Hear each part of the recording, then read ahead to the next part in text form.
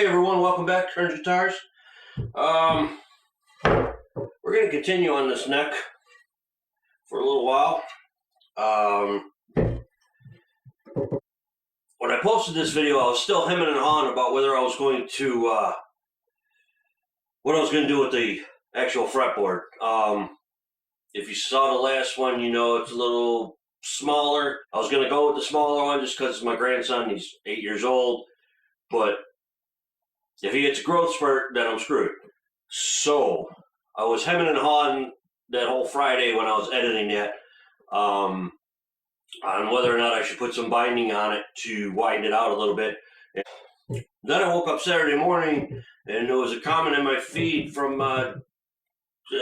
Dane Nichols, and he seconded what I was thinking about all night. So I just need to find something here that I can use for the binding. What we got is I have a whole bunch of this and that and those and these. Okay, here's the fretboard. Now, before I get too far into this, please like, share, subscribe, all that good stuff. Get me picked up in the algorithm so I can get some followers. Now,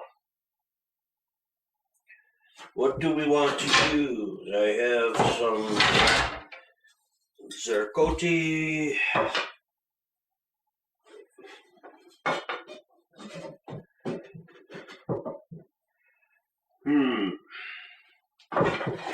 Here's my spray bottle.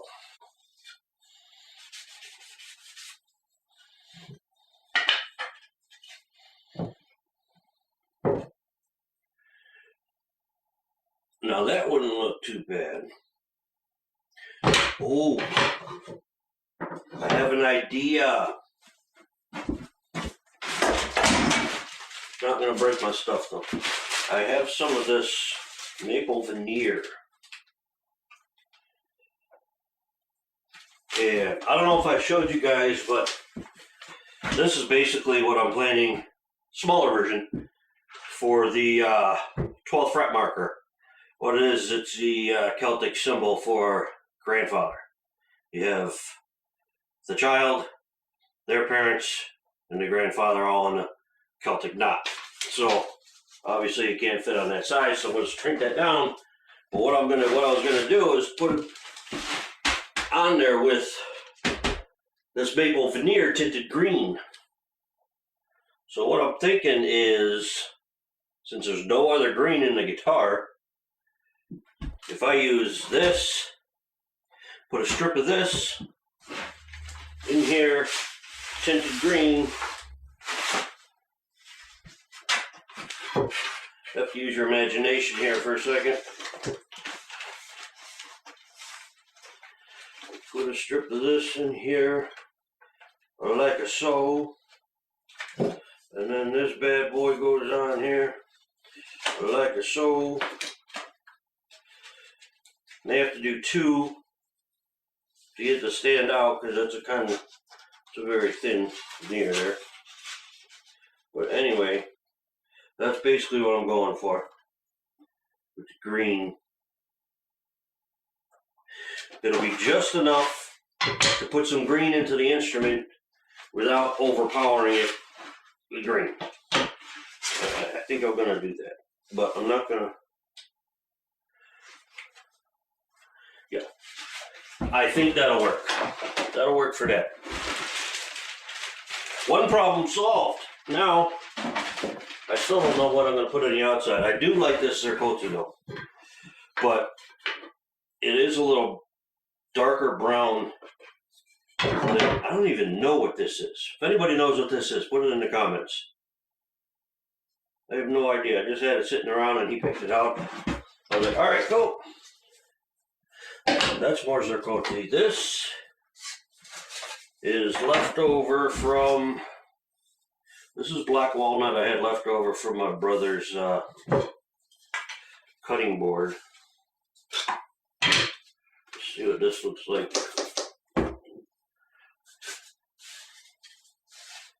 I think it's lighter than the zirconia, it might be darker than this. Yeah, I think that's a better shot right there.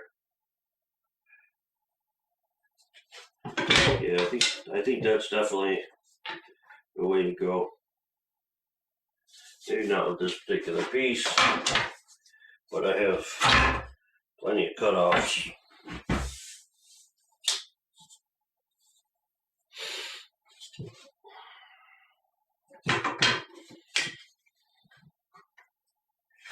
Alright, so this is a top runner. This is second place. This one's got a nice figure in it, but it's going to be way too pop off in your face-ish.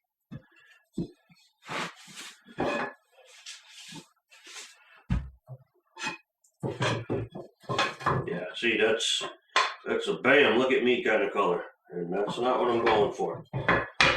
So you're gone. This one I don't think will work now because I saw what it looked like with the zirconia, and this is a little darker. Yeah, this is a lot darker than the zirconia was, so. Well, I don't know now.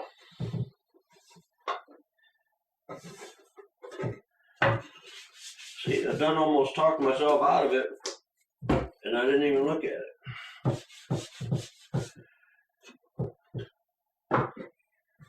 This almost matches the grain lines.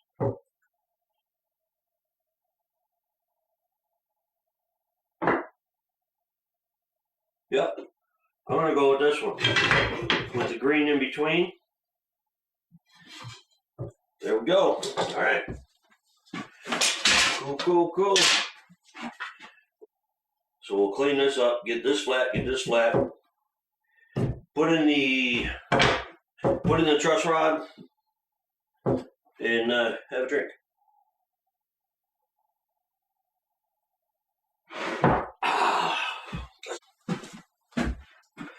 Okay, I'm going with a different style truss rod.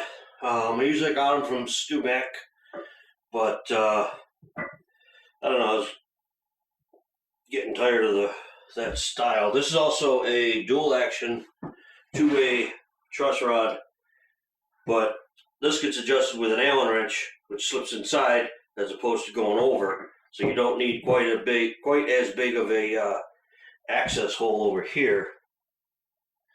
And that is going to be beautiful right there.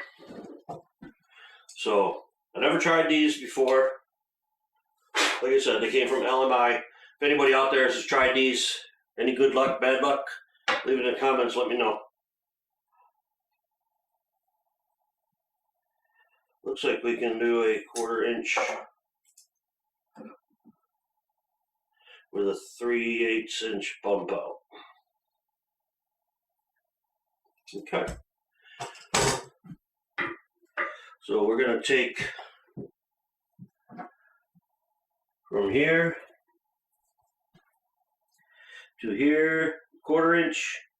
Actually, what we're going to do is we're going to run the 1/4 inch all the way up, and then I'm going to take my my chisel and just widen that out the extra 1/8 of an inch.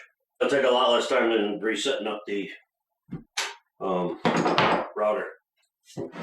So we want to do that and that. I gotta clean this place up and shut my phone off. Sorry about that. Got a new phone, I'm not quite sure how.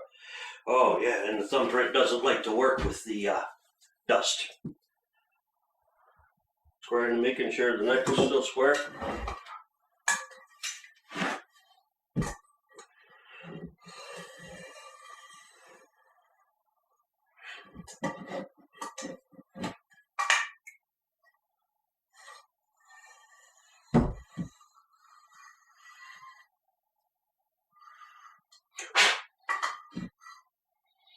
Okay, it looks like it's square from here on, but from here this way, it dips. See if we're still flat. We'll need these later.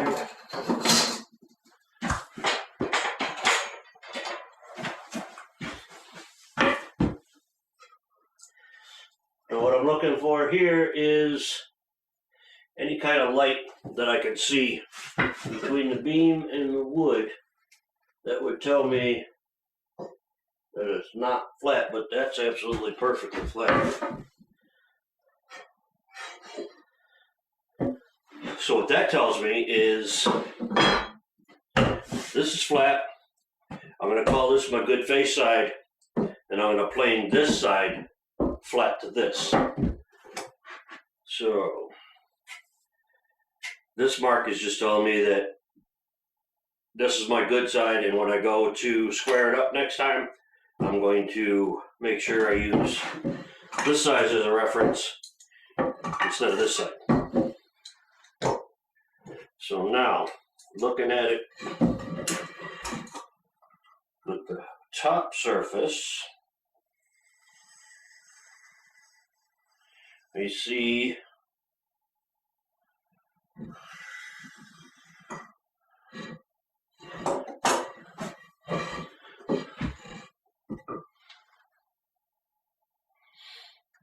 wow, that's perfectly cambered. Okay, forget everything I said.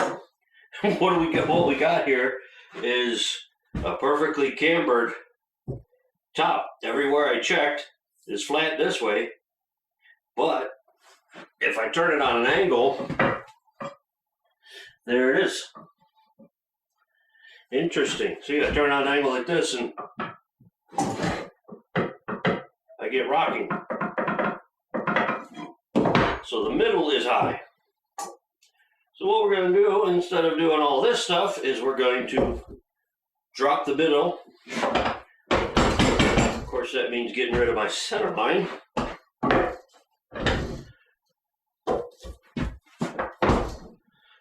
But luckily, it doesn't have to go down too far. Good thing I caught that, because that would have made this whole thing a complete mess. And depending on how far I took it, I may have to build another one. So, goes to show you, even when you think something is right, always check it twice.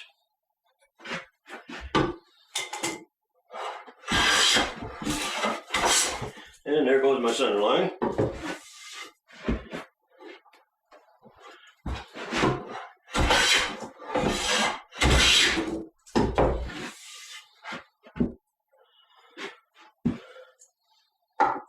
Now here I'm just checking, see I'm high right here along this ridge. It seems to be following this fret line all the way down to here. So from here to here, it's a little high. I can actually feel it. Well, must have been optical delusion, but I thought I felt it there for a minute.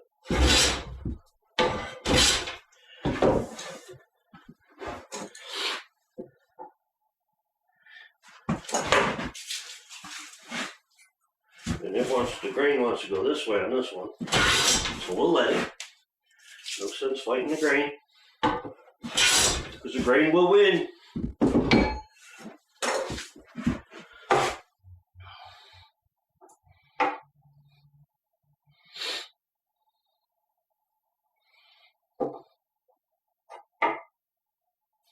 So now we're square up to there. We just have this little area here.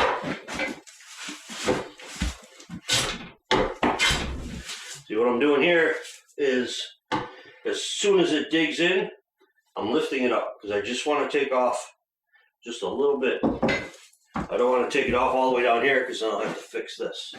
And I did it. Alright, so that's good.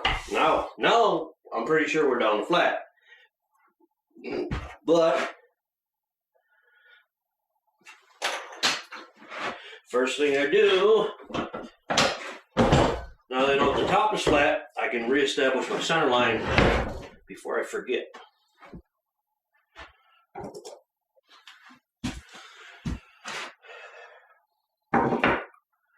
This guy is going to want to go, I'm going to want to retract these.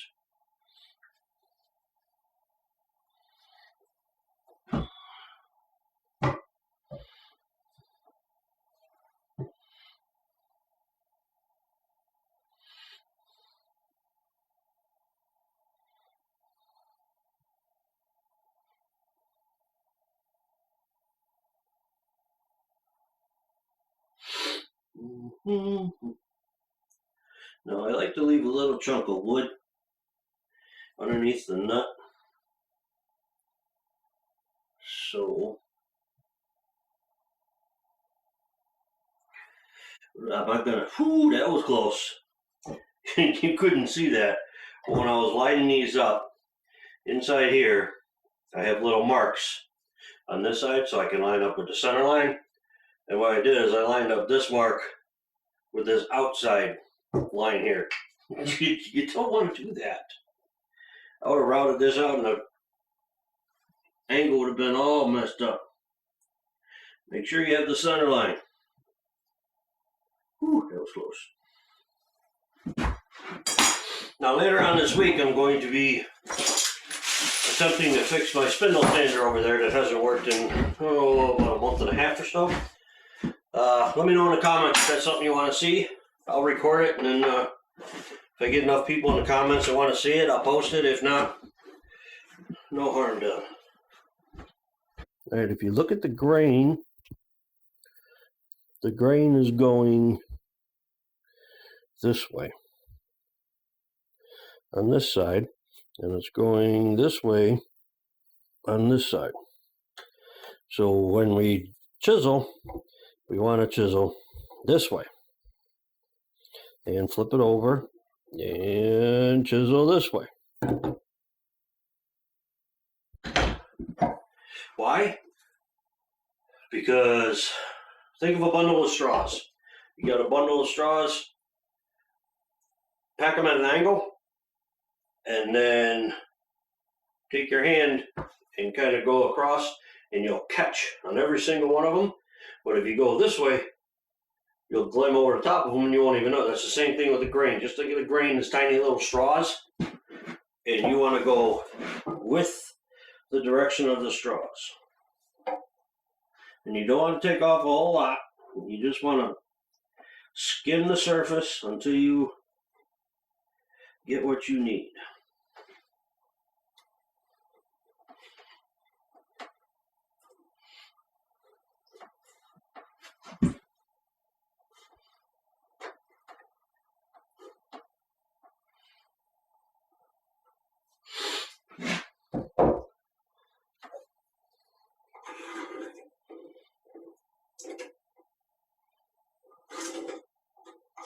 These little shavings get in the way all the time.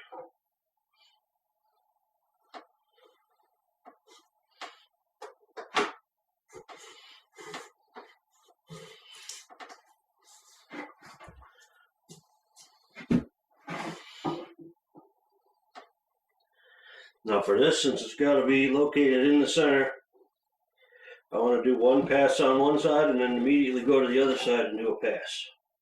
So I'm not taking it all off of one side.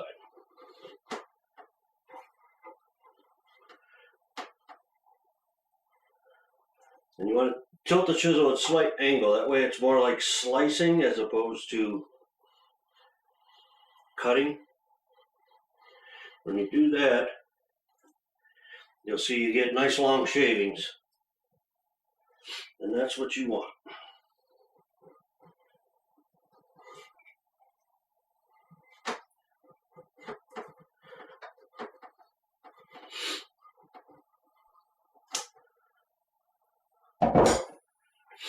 See that? Even though it doesn't look like you take off a lot, see, now it'll fit in there. It's just the bottom needs to be cleaned. You always want to check it. So the top looks good. Alright, so the top looks good all the way around. Now what I want to do is come straight down from the top and pair it – just slicing it. ever so slightly. And you just work your way down. Since you already have the top wide enough, you don't have to worry about getting the top. You start your chisel maybe about a millimeter from the top, and then you just pare it straight down.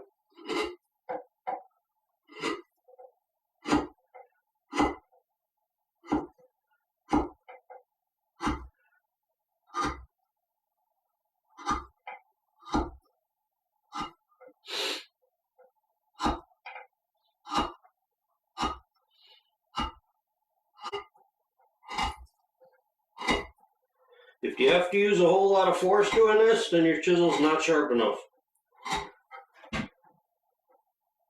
You'll get more injuries from a dull chisel, believe it or not, than you will a sharp one. Because with a dull one, you have to put excessive amounts of force on it, and that's when you start slipping, and that's when accidents happen. Nice and sharp, it just slides down with no effort whatsoever. Always check your slot before you put your rod in there. Grow up.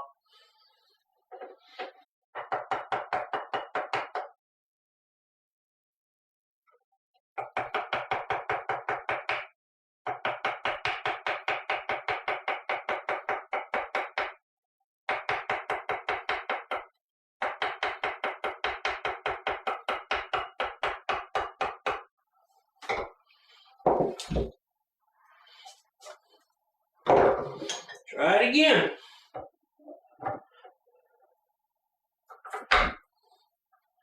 That is better. Better, but it's still not flush.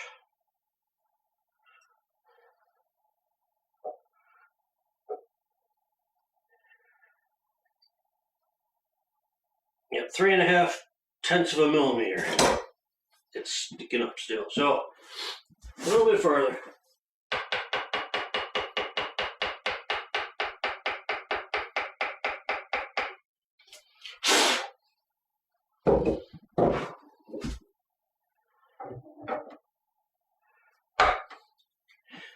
Oh, see? Perfect. That is perfect.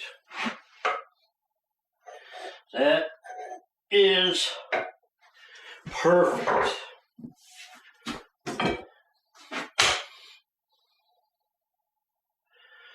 Alright, that goes up there.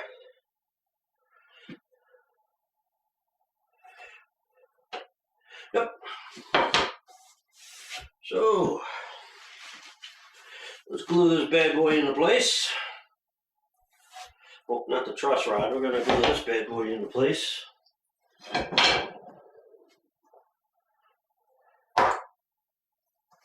feel like I'm forgetting something.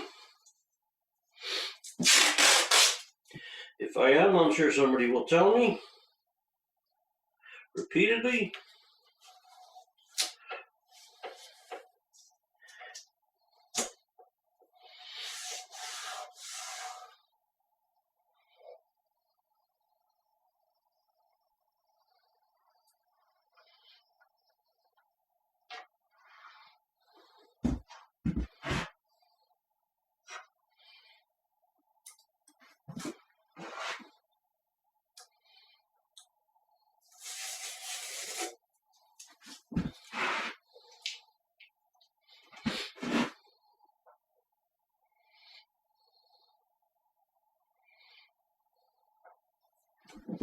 I'll leave that there until I'm done gluing.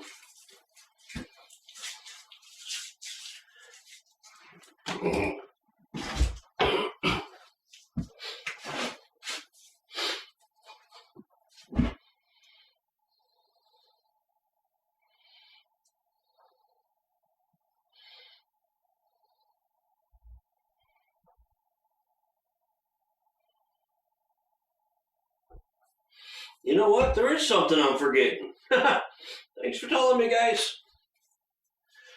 Oh my goodness.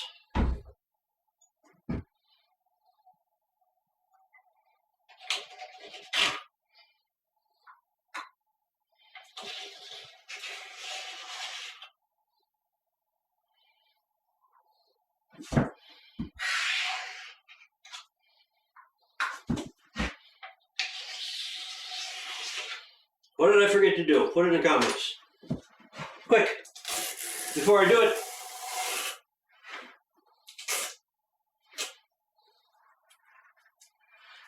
Okay, I had a battery die, so I'm not sure exactly what you saw that, but I'm going to tell you what went on in the last few minutes. The call that I had to do this part vanished. It's probably here somewhere, but I didn't want to spend all day looking for it. So what I did is I made the template hole bigger to accept the next bigger router, call it, so that I can keep going where I'm going. And that should take care of any issues there. But you always want to make sure, like I said before, that when this thing starts spinning, it's not going to chew up your collar. And you'll hear it, it goes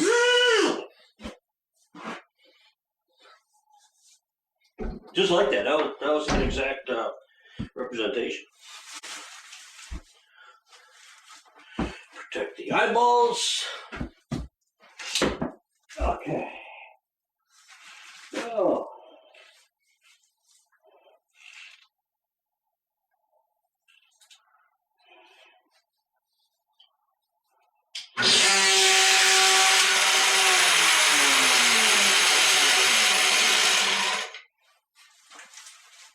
What happened there was the collet was not tightened down enough. And that's not good at all. I'll keep all this stuff close by in case I need to go deeper. Ah! Don't even.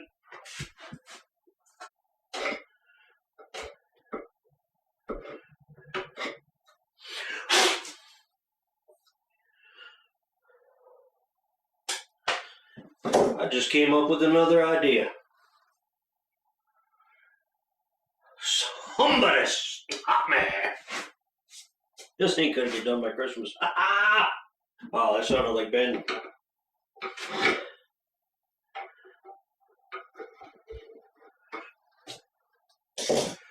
Okay. So.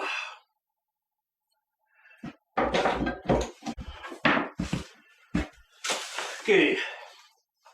3/8" drum bit. It's gonna go right in here. I'm gonna start it with my awl. Because I did that last time, or I didn't do it last time and it wandered on me, so. Again, I'm going to try to keep this wood here, but if it breaks off, it's no big deal. I'm going to start off backwards.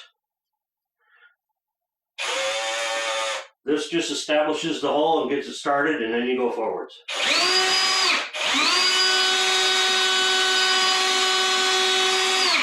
There, now that the circle is there, I'm going to switch it over and go forward real easy.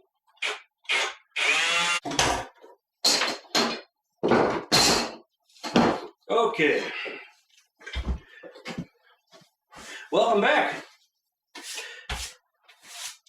Had to clean up a little bit because now we're going to work on widening that boy.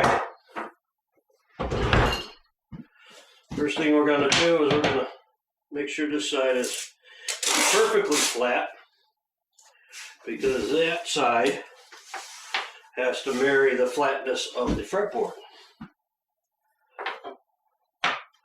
One piece of tape should be good enough.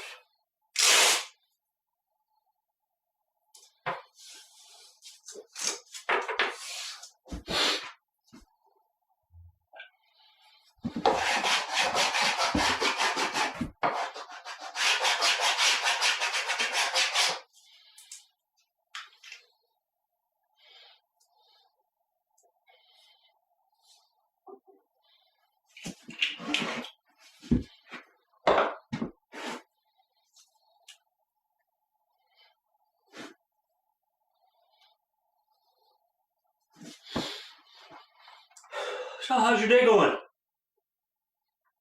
Cool.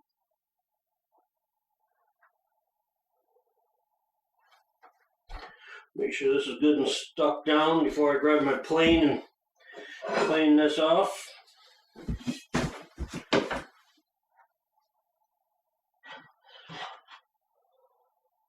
A little chunky in the middle too. Now I'm going to concentrate on the middle, and then I'm going to slowly work my way to the ends by making the stroke longer.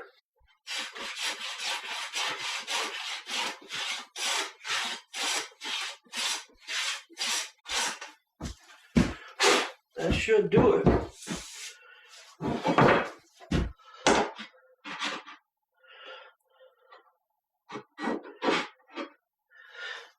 Alright. That wasn't so hard.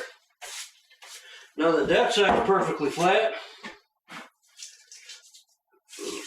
we have no issues with the fretboard. Make sure both sides are flat first, because this one is not for some reason. This one should be, because this is the side the knot was on. Yeah, that one's good. This one is not good. This one has a high spot here and here. So we'll take care of those.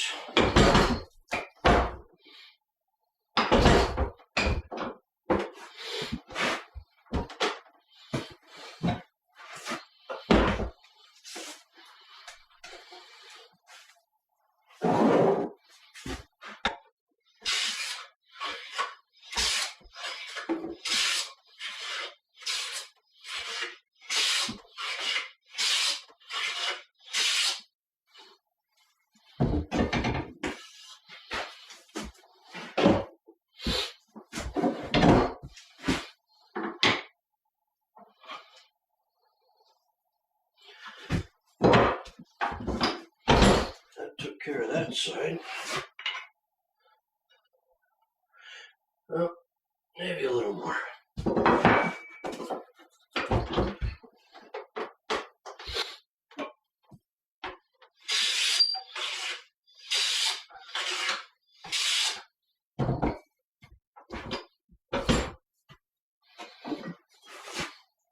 I'm not so concerned anymore about how much actually gets taken off, because I'm putting the binding on now.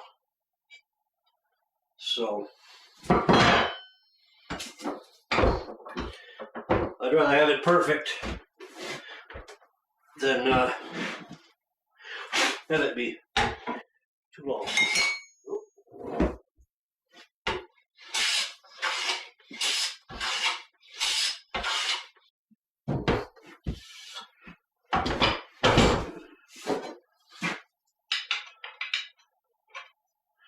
And we are good. Straight shape. All right, now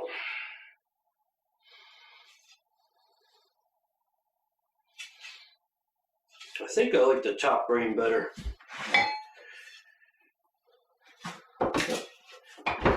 We'll peel some of this back and see what the grain on the side looks like.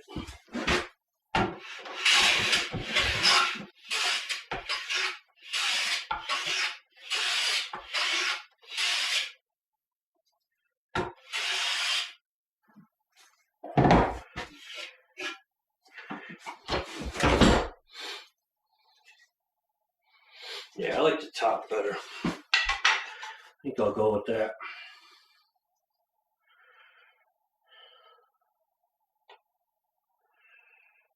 So let me take two passes off the bandsaw.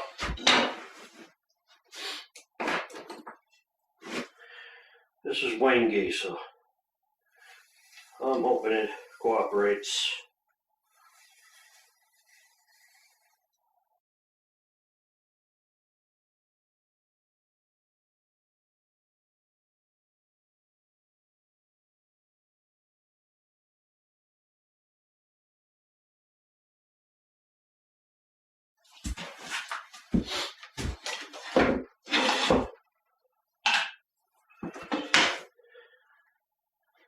Okay, the reason for only making one cut is I want to make sure that I have one edge that's perfectly straight to butt up against here. And I don't want to have to try to stick this in a vise or tape it down or do something else. So what I'm going to do is I made one cut. That's my one piece. I'll take this here as a big piece, put it in here, flatten this edge, and then make another cut. And then those will be my mating surfaces.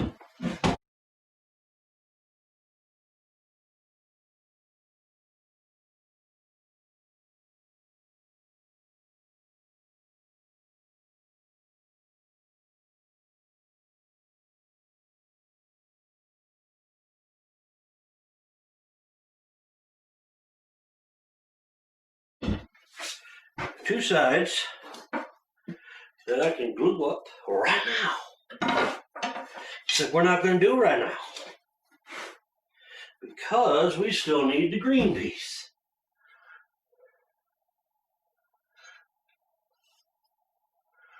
All right, you want to make sure you don't see any light, just with a little bit of hand pressure. We are good to go. Okay.